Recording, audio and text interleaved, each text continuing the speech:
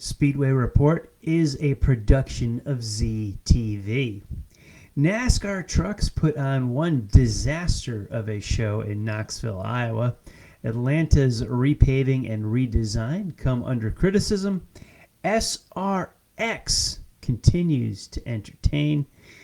Welcome to Speedway Report. We are Monday. Where are we?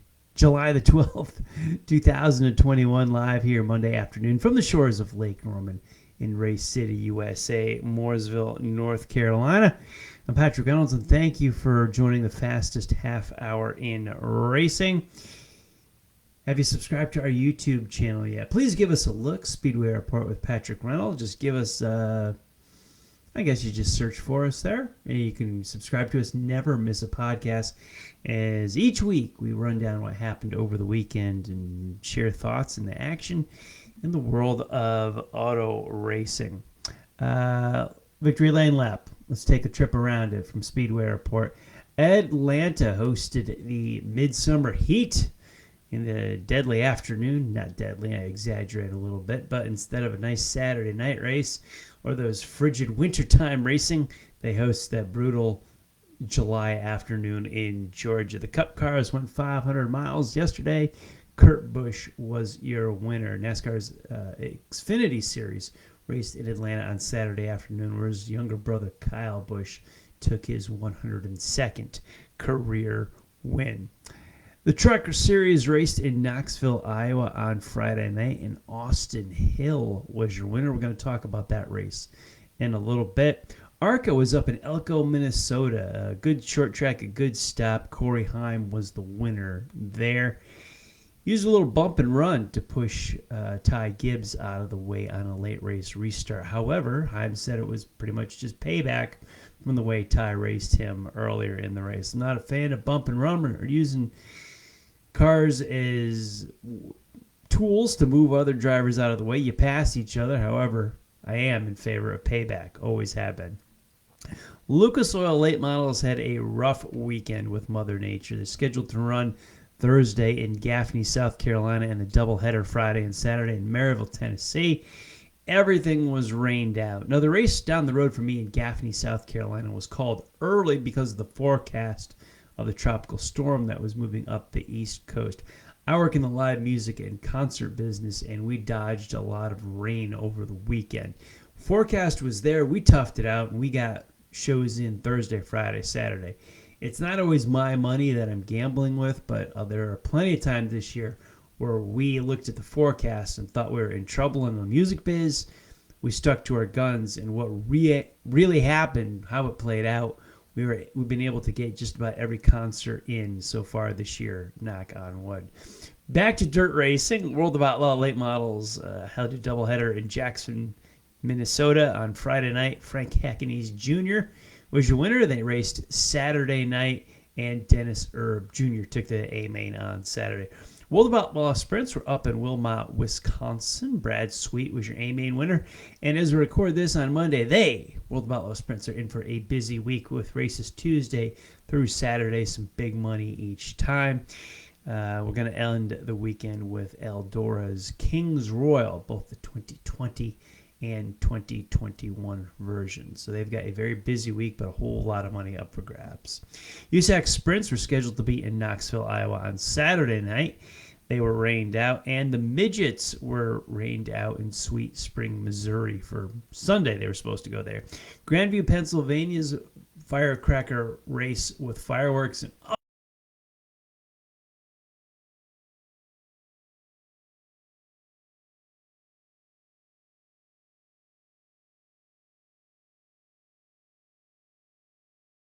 Stadium in Winston-Salem, North Carolina, and Marco Andretti won at Slinger Speedway in Wisconsin for that stop on the SRX Tour.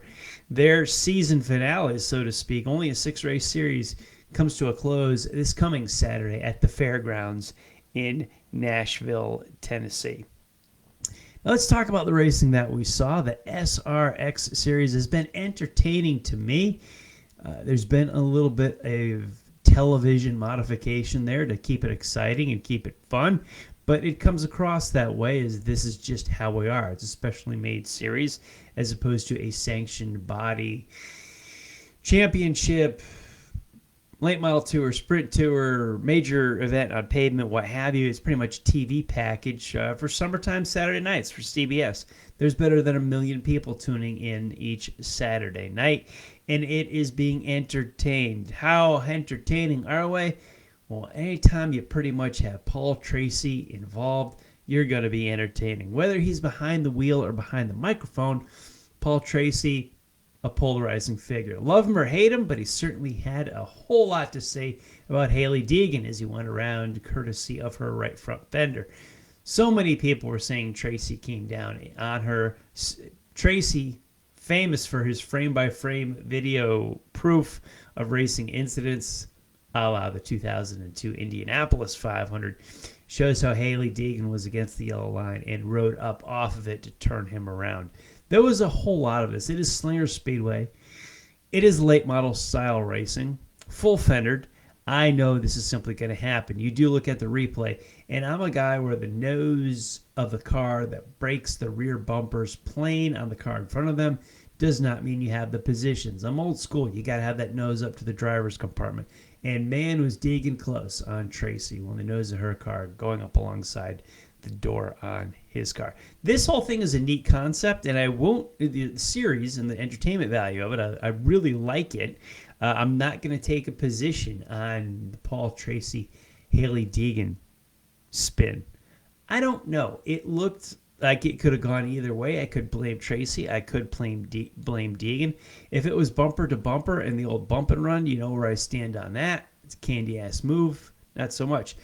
Side by side, which they were, I don't know. I'm not even going to take a position. However, the social media for Paul Tracy is gold on Twitter and Instagram. Love this guy. Man, you put him in a race or involved in a broadcast, and there's going to be some very, very good action.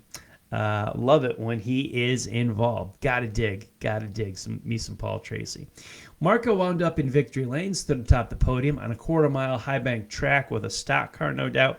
Rumors are circulating that Marco may be making a jump to NASCAR, or at least giving it a shot with NASCAR's Xfinity Series. He has shown tremendous potential that I don't think was ever materialized in the IndyCar Series. He has shown very solid work here in the SRX Series, adapting to the stock car style of racing. He's done well in sports car racing. So he's not a full-time IndyCar driver, pretty much just running the Indianapolis 500 this year. He's gotten out of that, but it gave him the opportunity to spread his wings and try different things. Among them, the IMSA starts as well as the SRX. This has put him in good connections and networking with other people with full fendered experience and contacts. I would be very surprised if we don't see Marco in an Xfinity style car in NASCAR sometime as we go through the rest of 2020. That would be cool. I talked about it years ago. I wrote a story about it. Love to see Marco try his hand at fendered racing. I don't want to lose him out of the IndyCar and open wheel world, but I certainly would love to see him in NASCAR. I'd love to see what would happen in there. Speaking of NASCAR, don't we always speak of NASCAR? And gosh, there's so much always to talk about. What made a lot of headlines this week is NASCAR's plan of repaving and reconfiguring Atlanta. Now, some great racing surfaces out there are really, really worn down. Periodically we talk about it on this show of Darlington, Rockingham, Pensacola, even North Wilkesboro, if it gets opened back up. They're tire eaters, and it makes for great, great racing.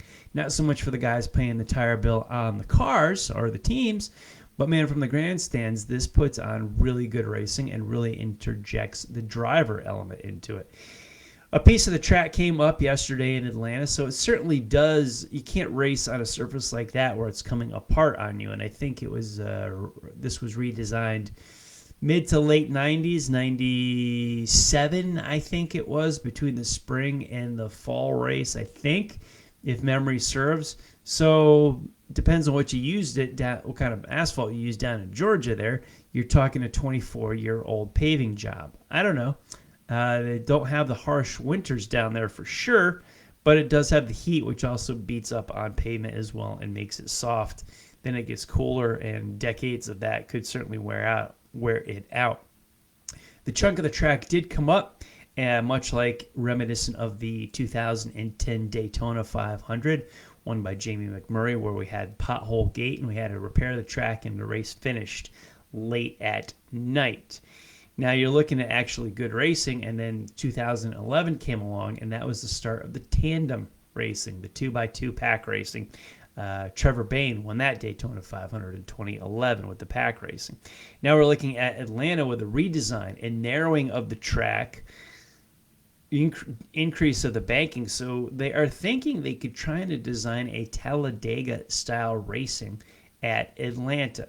Now, it is, as Kyle Busch pointed out, he didn't get it at all. He didn't understand this, how we're narrowing the track width literally, yet we spray the PJ1 in the upper grooves of so many tracks to widen the track.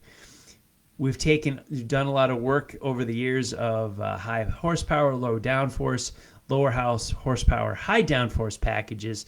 And when they reduce the grip on the cars, they spray the PJ1 again in the upper grooves of the turns.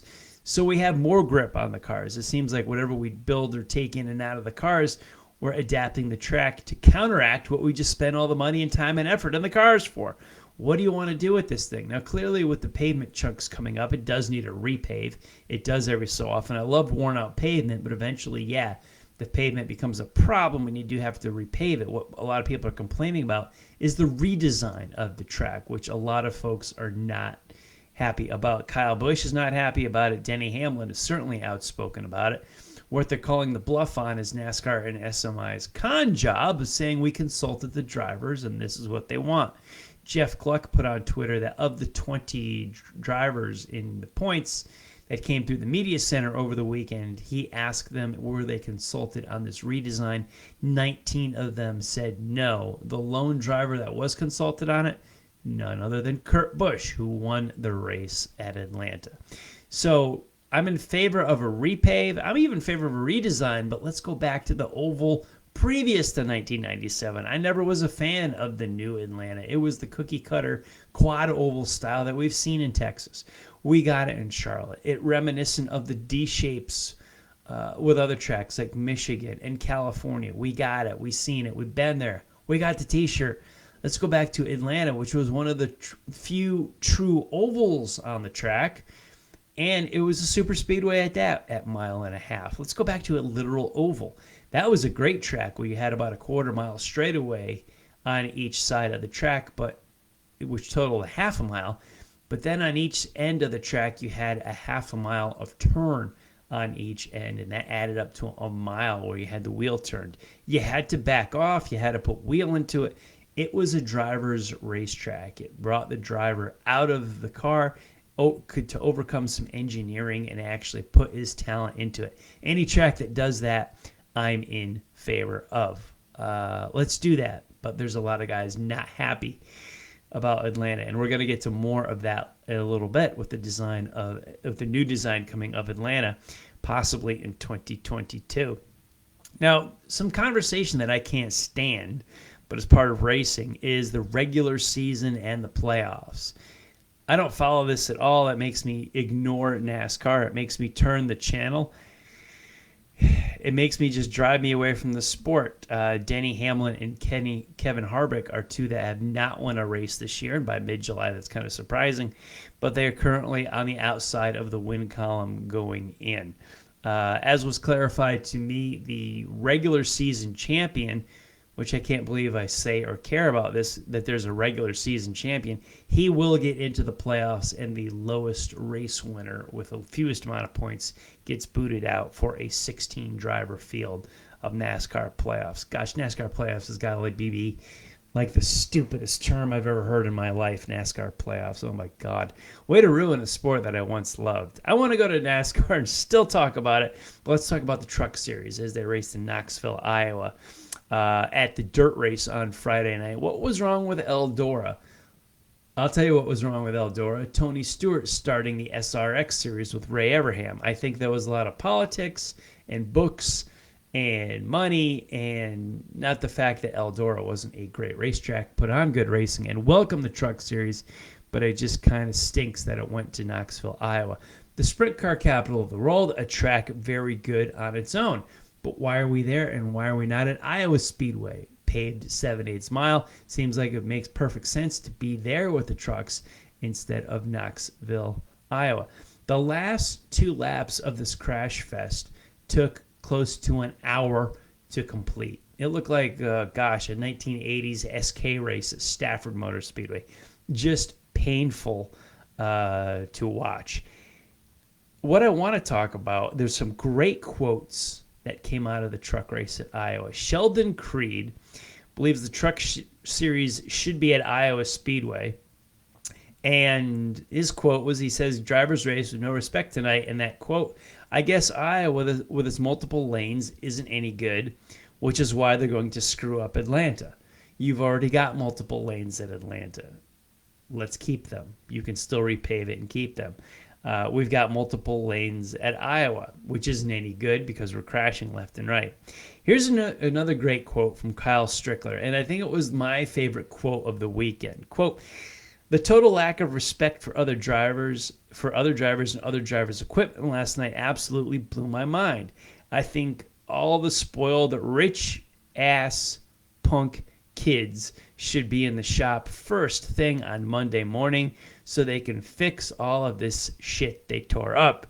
Maybe then they'll think twice about blasting people out of the way when they realize how much it takes to make it to the racetrack every weekend. Kyle Strickler, much respect for you.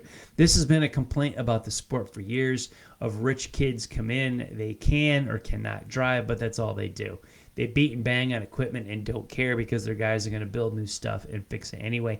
They don't have to get up on Monday morning and get in the shop and take care, unload the truck, get it in the shop, clean it, strip it, repair it, fix it. They don't do it. So all the spoiled ass rich punk kids. Kyle Strickler, much respect, brother. I'll give you a high five for that one next time I see you. He's around Mooresville too. That is about the quote of the weekend for everything that I've seen on Twitter, on social media, and about that.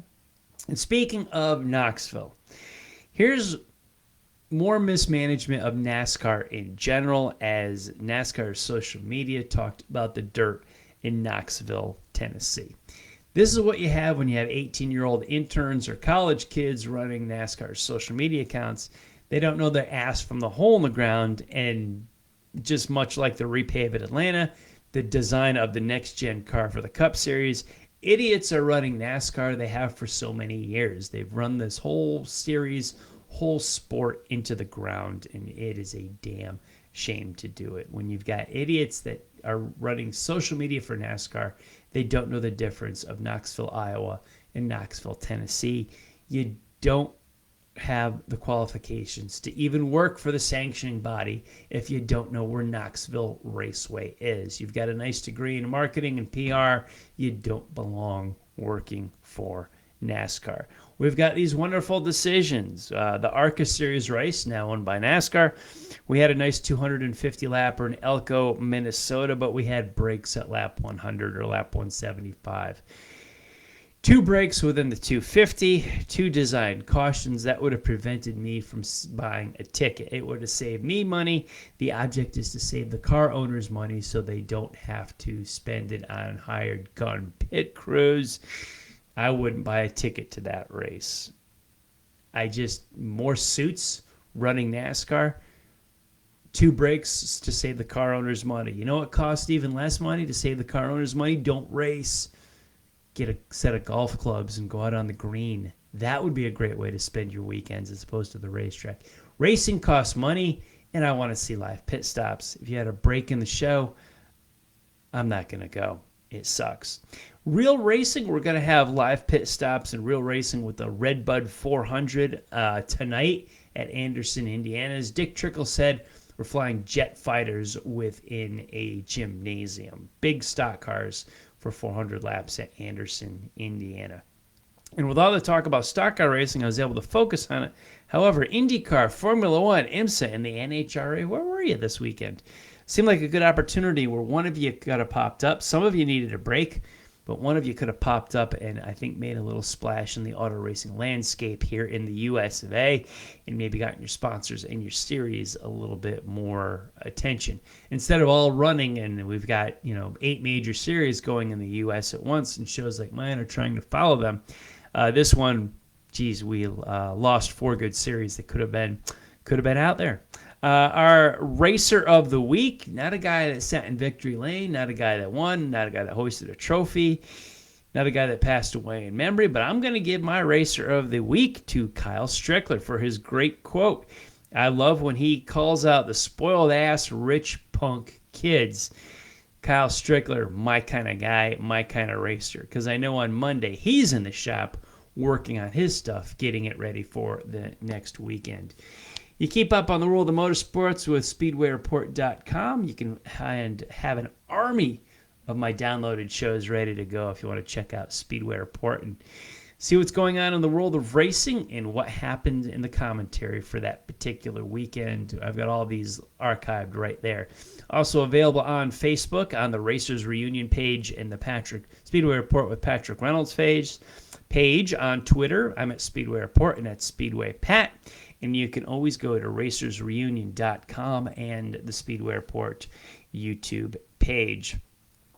Big thanks to everyone on Facebook that caught us today. I want to thank the military, past and present, for the freedoms we enjoy as Americans in our daily life, including the simple things like bench racing right here on Mondays. Freedom isn't free, and a veteran paid that bill for us. To all the men and women who are defending freedom and watching Speedway Report, take care of yourselves and come home soon. Special salute to the teachers, school staff, firefighters, police officers, and paramedics in our own communities. They are quiet and modest heroes every single day. God bless and thank you. You've been watching Speedway Report from the shores of Lake Norman in Race City, USA, Mooresville, North Carolina. Please like our Facebook page, Speedway Report with Patrick Reynolds, and follow me on Twitter at SpeedwayPat. Every Monday night at 8 p.m. Eastern Time, Drag Racing List is on. Please join Bill Pratt and John Bockelman on the Drag Racing List page on Facebook. I'll be back live here on FB with this new format, likely next Monday, more in a podcast version as opposed to a dedicated special live time. You can always download our shows once they are released on the Speedway Report website, Speedway Report's social media, as well as YouTube. But thanks for watching. You take care of yourselves, take care of each other. I'll see y'all next time.